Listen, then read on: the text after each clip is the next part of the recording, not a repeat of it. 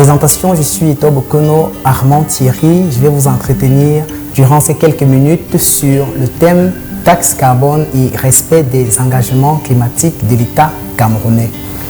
C'est un immense honneur pour nous de nous tenir devant vous aujourd'hui pour vous présenter ce travail. En effet, il explore les effets potentiels de la mise en place d'une taxe carbone dans notre pays en tenant compte des engagements climatiques internationaux et des spécificités économiques locales en matière de l'ajustement de l'assiette fiscale. Cette présentation a pour squelette les points ci-après. Tout d'abord, nous développerons le point contexte et justification. Il s'agira ici de dire ce qui nous a motivés dans le choix de notre sujet. Puis suivra le point méthodologie où il sera présenté le raisonnement adopté pour l'atteinte de nos objectifs. Et pour clôturer, nous évoquerons quelques scénarios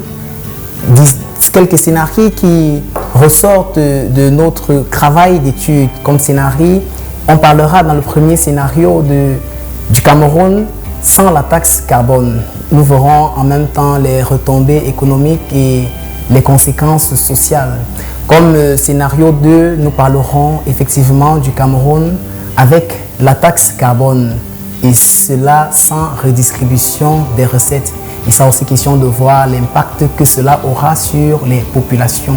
Dans le scénario 3, nous parlerons du Cameroun avec la taxe carbone et avec l'adoption aussi des mesures de redistribution des recettes pour alléger un peu le poids de l'imposition qui pèse sur les populations. Dans le scénario 4, il sera question effectivement de voir l'instauration d'une taxe carbone de manière universelle, c'est-à-dire de manière mondiale. Le décor ayant été ainsi planté, passons au premier point de la présentation qui n'est autre que le point sur le contexte et la justification. Il nous est arrivé de constater que le climat tel que nous le connaissions auparavant a beaucoup changé. Si nous prenons un échantillon d'une population et nous leur demandons de nous dire effectivement les saisons, quelle est la période par exemple d'une saison de pluie, quelle est la période d'une petite saison sèche, parce qu'à l'époque nous avions la petite saison de pluie et la grande, la petite saison sèche et la grande aussi. Nous savions que de mars à mai par exemple nous étions dans la petite saison de pluie. Cependant, est-ce que c'est encore le cas? Cela est irréfutable. Le changement climatique est une réalité pressante qui affecte la planète et en particulier le Cameroun. C'est dans cette optique que le Cameroun signe en 1992 la Convention cadre des Nations Unies sur le changement climatique. En 2022, la Convention de Kyoto et en 2016, l'accord de Paris sur le climat. Dans sa prise de parole, durant la COP21, le président de la République du Cameroun, son Excellence M. Paul Biya, a engagé son pays dans la réduction de ses gaz à effet de serre d'un pourcentage de 35% à l'horizon 2030. Dans la circulaire numéro 001 du 30 août 2023 relative à la préparation du budget de l'État pour l'exercice 2024, le président de la République envisage l'introduction d'une taxe carbone en 2024. Selon lui, cette taxe pourrait être une opportunité pour le Cameroun d'élargir son assiette fiscale et par ailleurs de respecter aussi ses engagements climatiques en matière de réduction de ses émissions de gaz à effet de serre. Pour mener à bien cette étude, nous avons adopté plusieurs raisonnements combinant à la fois des approches qualitatives et quantitatives. Le processus de test a été adopté ici pour appuyer ou alors pour nous aider à expliquer des concepts théoriques, les confronter à la réalité. C'est dire dans notre contexte que le réchauffement climatique est une affaire de tous, pas uniquement des autres pays, pas uniquement des pays développés, mais le Cameroun a aussi sa partition à jouer. En En matière de scénarii, nous avons pu en ressortir 4. Le premier qui est le scénario selon lequel le Cameroun n'adopterait pas de taxe carbone.